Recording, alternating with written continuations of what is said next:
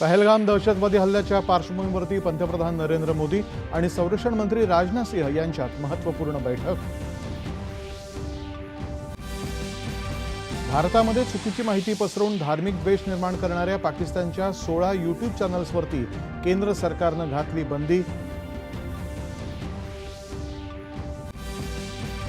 पहलगाम हल्ला हा काश्मीरी मूल्यांवरचा हल्ला असल्याचं सांगत जम्मू काश्मीर विधानसभेच्या विशेष अधिवेशनात सरकारच्या कारवाईला संपूर्ण पाठिंबा व्यक्त।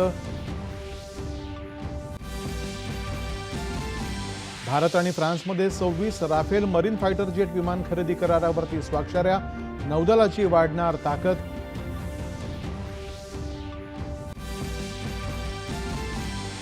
राष्ट्रपती द्रौपदी मुर्मू यांच्या हस्ते आज सायंकाळी राष्ट्रपती भवनातल्या समारंभात होणार पद्म पुरस्कारांचं वितरण।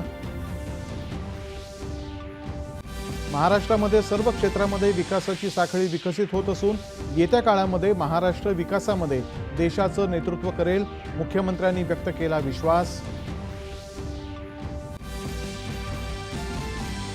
ट्रॉलर आणि एलईडी मासेमारीवरती बंदी घालण्यासाठी केंद्र सरकारने कठोर कायदे करावेत, किनारी राज्यांच्या मत्स्य व्यवसाय परिषदेत नितेश राणे यांनी केली मागणी।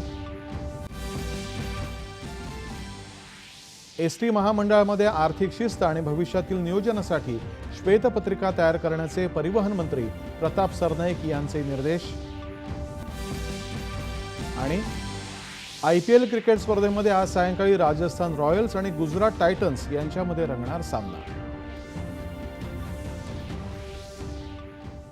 नमस्कार, 4:30च्या बातमी